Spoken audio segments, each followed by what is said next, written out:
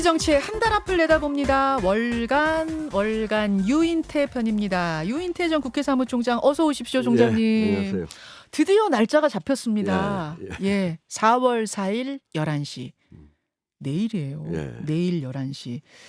이게 일반 방청객 신청도 받는데 무려 7만여 명이 신청을 했답니다. 네. 아직 최종 접수가 안 끝났어요. 오늘까지인데 이미 3,750대 1. 노무현 전 대통령 때는 21대 1. 박근혜 전 대통령 때는 796대 1. 이번에 이렇게 경쟁률이 더 높은 이유는 뭘까요? 그건 모르겠어요. 그런 거. 어떤 분은 그러시더라고요. 이게 세 번째쯤 되니까 국민들도 학습이 돼가지고 이 자리에 한번 가봐야겠다는 생각을 더 많이 하시는 거 아니겠느냐. 이제 익숙해져가지고. 아무튼 그렇습니다. 예, 여러 가지로 뭐 변론 종결 후에 가장 긴 시간이 걸린 것도 그렇고 또 대통령이 직접 나와서 변론을 한 것도 그렇고 여러 가지로 기록을 많이 남긴 탄핵 심판인데 지금 한 7시간 남았나요? 뭐 이쯤 되면 드리지 않을 수 없는 질문. 어떤 결과 몇 대 몇 정도 예상하십니까? 저는 뭐 만장일치 인용으로 봐요. 8대 0으로. 예. 그냥 그렇게 됐으면 좋겠다가 아니라 그렇게 생각하시는 어떤 좀 근거도 있을까요? 뭐 워낙 철통 보안이라서 뭐 무슨 그동안 뭐 이 심판 기간에 이 뭐 방송 애들 나와서 하는 사람들 다 그냥 자기 추론이지. 그렇죠. 그거 보안 하나는 철저했던 모양이죠. 맞습니다. 예. 예. 예. 맞습니다. 그러니까 뭐 무슨 정보의 그 건강점 뭐 희망 회로를 돌리는 거죠. 앞에서 노이범 전 헌재 연구관과 함께 사실은 5가지 쟁점을 저희가 조목조목 봤거든요. 근데 5가지 쟁점 중에 하나만 파면에 이를 정도로 위헌이면 그냥 파면인 거다. 그 얘기를 듣고 나니까 그냥 상식적으로 저걸 인용 안 하면은 헌재 재판관들도 다 이날을 떠나이죠. 예. 그렇지 않겠어요? 지난번에도 제가 그 누가 하겠냐고 다지 후손들이 이완용이 후손이 될 텐데 그랬잖아요. 저는 양식을 믿어야 된다고 봐요. 헌재 그렇게 재판관들은. 조금 다른 생각을 하고 있는 분이 홍준표 시장님이시더라고요. 어제 SNS에다가 적대적 공생관계에서 이재명 대표가 살았으니 윤석열 대통령도 살 거다. 요런 예언 아닌 예언 같은 걸 쓰셨어요. 저건 자폭을 해버렸는데. 자폭이요? 윤석열 대통령이 자폭한 거 아니에요? 윤 대통령이? 서로 공생을 했다 하더라도 그걸 못 견디고 이제 자폭을 했는데 끝난 거죠, 뭘. 공생. 지난 대선 때부터 공생 관계였던 건 맞는데 윤 대통령은 계엄으로 자폭해버렸다? 자폭했잖아요. 그러고 이게 처음에 소위 계엄이 실패하거나 해제되고 나서는 거기 관련자들 윤석열 대통령도 한동훈 들어오라고 만나자고 그래가지고 다 내놓겠다. 내가 물러날 테니 그동안 뭐 당에다가 다 위임하고 그러고 김용현 그 장관도 완전히 다들 풀이 죽어가지고 내가 초반엔 그랬죠. 계엄 초반에. 이제 그러다가 어떻게 어디 저쪽 극우 그 태극기 부대에 세례를 받았는지 며칠 후부터 확 사람들이 달라져가지고 이런 게 박근혜 대통령 그것 때는 이러진 않았잖아요. 않았죠. 그냥 계속 그냥 풀이 죽은 채로 했는데 나 원 이렇게 그 큰 죄를 저질러 놓고 다시 저렇게 살아나는 거는 참 이 나라 가니까 앞날이 걱정되는 거죠. 홍준표 시장 SNS는 그냥 쓰신 거라고 보세요. 그러면 아니면 대선에 좀 도움을 받고자. 거기야 모르겠어요. 아무렇게나 얘기하는 사람 중에 하나니까. 알겠습니다. 그래서 8대 0이 날 수밖에 없다라고 생각한다는 말씀. 어제부터 안국역 주변은 폐쇄가 됐습니다. 헌재를 둘러싸고 한 150m 반경이 다 폐쇄가 됐다고 하는데요. 탄핵 찬성 집회, 탄핵 반대 집회 모두 다 24시간 대규모 집회를 열겠다. 물론 이제 150m 안쪽으로는 안 되지만 그 바깥쪽으로는 집회를 열겠다고 해요. 그러면서 걱정이 되는 게 박근혜 전 대통령 당시에는 여론이 압도적이었는데도 불구하고 4명이 사망을 했습니다. 만장일치 인용 네. 결과 나오고 나서 4명이 사망을 해서 이번에도 혹시 조금 불미스러운 상황이 벌어지지는 않을까 걱정되지는 않으십니까? 그거 뭐 개별적으로 그러는 걸 어떻게 그건 공권력이 막을 수도 없는 거고 음. 이미 두 분이 사망하셨잖아요. 예, 예. 예. 이미 이미요. 변론 중에도. 그러니까 예. 이건 뭐 저런 일이 없어야 될 예, 텐데 예. 예. 개별적으로 뭐 어떤 음. 극단적인 선택을 하는 것까지야 음. 공권력이 어떻게 다 단속이 되겠어요. 참 예. 그런 선택하면 안 예. 되죠. 그거는 그렇죠. 정말 예. 정말 아니죠. 음. 어제 여야에서는 헌재 결정에 대한 이 승복을 놓고 좀 부딪혔습니다. 국민의힘 권성도 원내대표가 이제 "우리는 헌재 결정에 승복 메시지 여러 번 냈다. 야당도 내라." 이렇게 했더니 민주당 이재명 대표가 "승복은 윤석열이 하는 거다." 또 이렇게 말을 하면서 좀 충돌이 있었어요. 이건 어떻게 보셨습니까? 근데 전 아니 상식적으로 당연히 그 큰 죄를 저지른 사람들이야 우리 벌 받으면은 승복하겠다는데 이쪽 보고 예를 들어 그런다고 그러면 윤석열 대통령이 예. 아주 승복하겠다고 확실하게 언명을 하면서 음.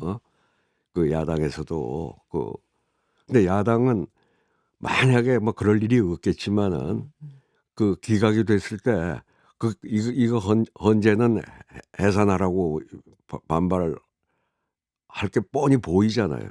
예? 그러니까 요렇게 얘기할 수는 없는 것이다. 글쎄 또 그러니까 예. 뭐 기각될 일이 없지만서도 예.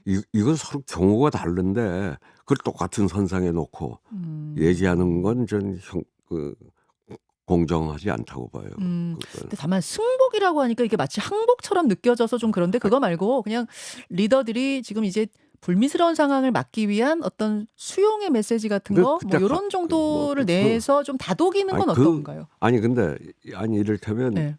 이 뭐 구속영장 예. 됐을 때 서부지법 같은 거 폭력적인 게 문제인 거지. 그렇죠, 그렇죠. 예. 그건 뭐 이 음. 양쪽 진영에서 음. 기각이든 인용이든 뭐 이 집회를 하고 평화적인 집회는 뭐 다 허용이 되는 그건 뭐 거니까요. 표현의 자유의 표현의 예, 자유니까. 범위 안에서. 그렇죠. 예. 그 좀 폭력적인 집단이 승복 메시지가 좀 더 효과가 있는 거지. 평화적인 집회하는데 되고 뭐 그 얘기가 뭐 그렇게 똑같은 잣대에서 하는 거는 저는 맞지 않다고 봐요. 그건. 다만 이게 불미스러운 상황을 좀 막기 네. 위한 통합과 아니 이쪽에 화합의 뭐 메시지가 불미스러운 일이 뭐 예. 있었어요? 아니 그러니까 뭐 이쪽에서 이쪽 저쪽을 나누지 말고 우리 사회가 함께 탄핵을 이것들을 찬성한 쪽에서 두 번 다 뭐 그런 일이 있었나요? 없었는데. 알겠습니다. 예. 그래서 아예 그냥 뭐 서로 내라 마라 이런 거 하지 말라 그 말씀이세요. 그리고 금방 지키지도 못할 약속하라는 건 또 거짓말하라는 소리인데. 근데 8대 0 만장일치 쪽으로 지금 보고 있는 거 글쎄 아니에요? 좀 그렇게 봐요. 그러니까. 아무튼 중요한 건 내일 결과가 나오고 나서 진짜로 지금 지난 서부지법 폭동 때처럼 이런 불미스러운 상황 벌어지고 막 분열이 더 심각해지고 이거면 안 되잖아요. 우리 사회 통합되고 하나가 되고. 폭력은 막아야 되는 거고. 예, 예. 알겠습니다. 예. 우리 리더의 좀 성숙한 역할들, 예. 정치권의 역할들 중요한 때라는 거. 그것에 대해서는 좀 누구도 이의를 달지는 않을 겁니다. 윤석열 대통령 사실 석방 후에는 외부 활동을 전면 자제했습니다. 집회도 나가고 그럴 거란 예상 많았는데 전혀 다른 행보. 아마 헌재를 자극하지 않으려고 그러는 게 아니겠느냐? 이런 추측들 많은데요. 만약 내일 파면 결정이 나도 그런 행보를 이어갈 거라고 보세요. 어떻게 예측하세요? 근데 파면 결정이 나고 나면 대선인데 뭐 어차피 기울어진 대선이라고는 해도 윤석열 대통령 얼굴은 파면되고 나서 비칠수록 굳혀주는 건데 민주당의 아하. 승리를. 그쪽에서도 못하게 하겠죠. 국민의힘이 만약 윤 대통령이 파면당했는데도 계속 움직이고 막 더 집회에 나오고 이런다고 하면 국민의힘 속은 더 바짝바짝 탈 거라고 보세요. 그렇죠. 아이고 지난번 총선도 그때 그쪽 후보로 뛰었던 사람들 51분 담화 때 아주 맥을 놨다는 거 아니에요. 어쩜 저럴 수가 있냐. 총선 직전에. 총선 직전에. 예. 뭐 똑같죠. 이번 대선을 치르는데 계속 그때도 그렇게 나설수록 이 민주당은 좋아하겠죠.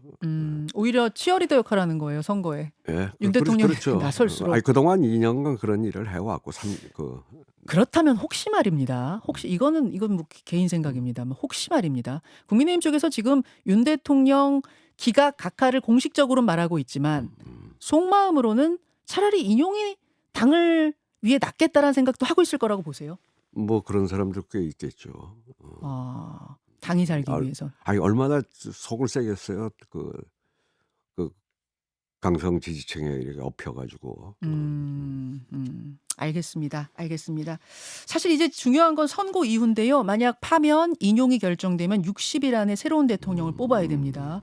근데 보통은 총장님, 우리가 대선을 이제 정상적으로 치를 때는 한 1년 정도 출마 선언하고 경선 치르고 또 이제 본선 운동하고 뭐 이런 거 한 1년 정도 잡잖아요. 근데 지금 이번에는 압축적으로 60일 안에 치러야 하거든요. 이번 대선의 핵심 키워드는 뭐가 될 거라고 보십니까? 뭐 아니 저는 제일 중요한 게 통합이고요. 이렇게 통합.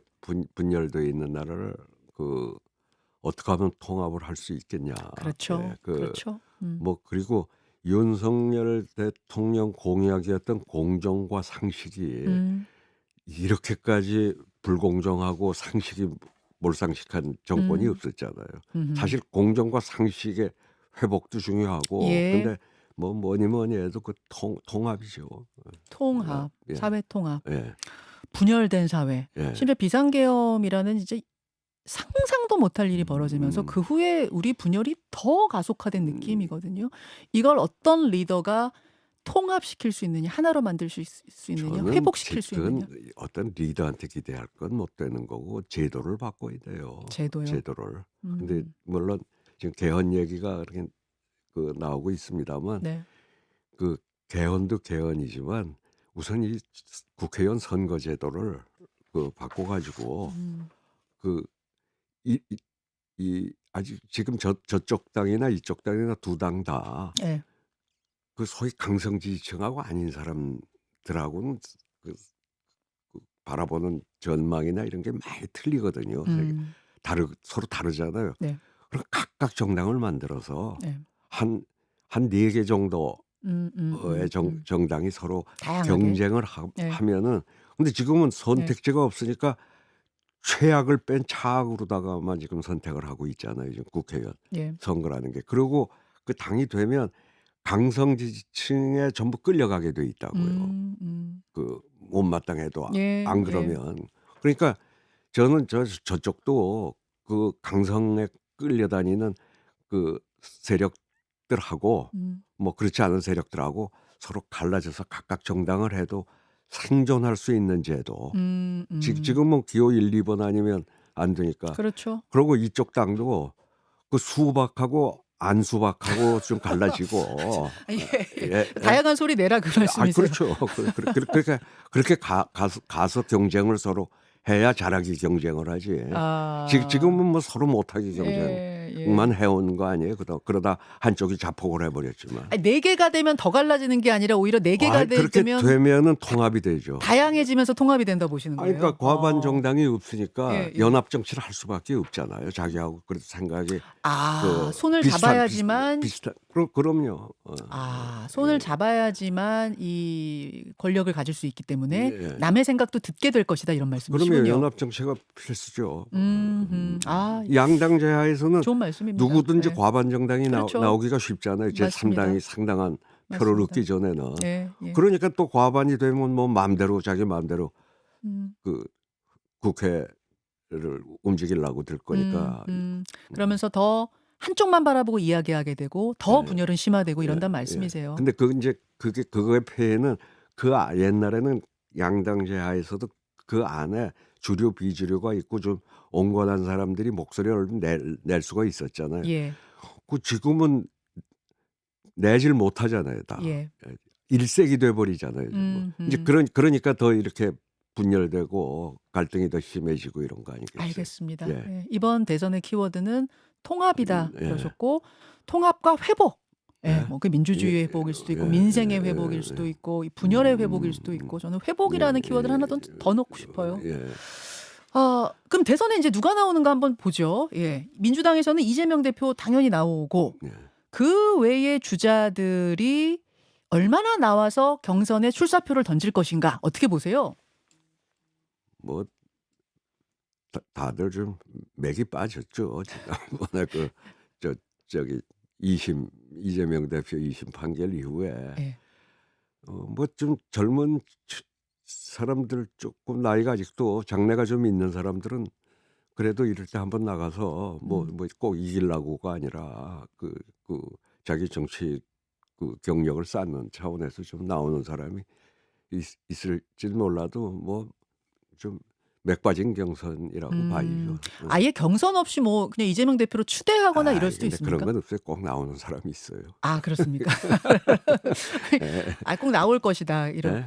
아니 지난번 전당대회 때도 생각해 보니까 그때도 이재명 대표 압승이 예상됐지만 김두관 후보 출사표 던졌고 또 젊은 후보 박영진 후보가 또 한 번 붙었었죠. 그거는 그 전 전당대회였고 지난 전당대회 때도 제가 지금 언뜻 그 후보 생각이 안 나네 이름이 그 후보님도 나오셔서 같이 여기서 토론하고 그랬었거든요. 예, 김지수 후보 맞아요. 김지수 후보. 예, 30대. 같아요. 예. 그런 식으로 추대는 없다.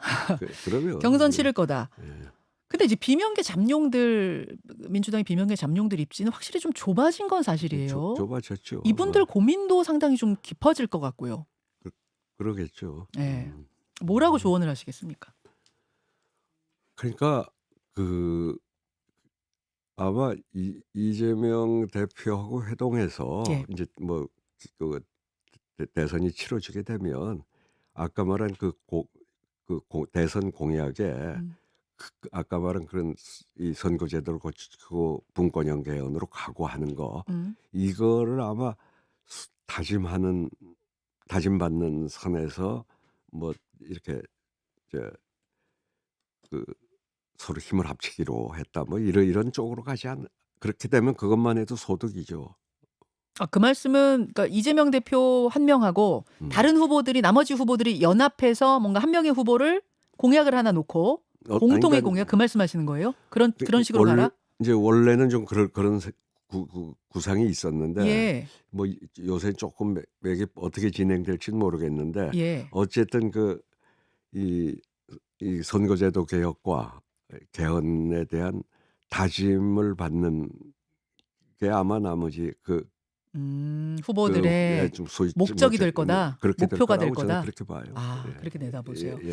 알겠습니다. 여당으로 가보겠습니다. 여당은 압도적인 후보가 없다 보니까 오히려 경쟁이 더 치열해지는 느낌이고 후보가 더 많이 나오는 느낌입니다.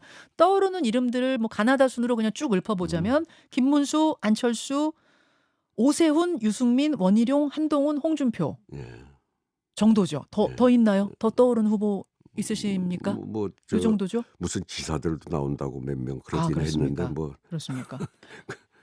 그거야 또 지사 한 번 더 하고 싶어서 그러는 거지.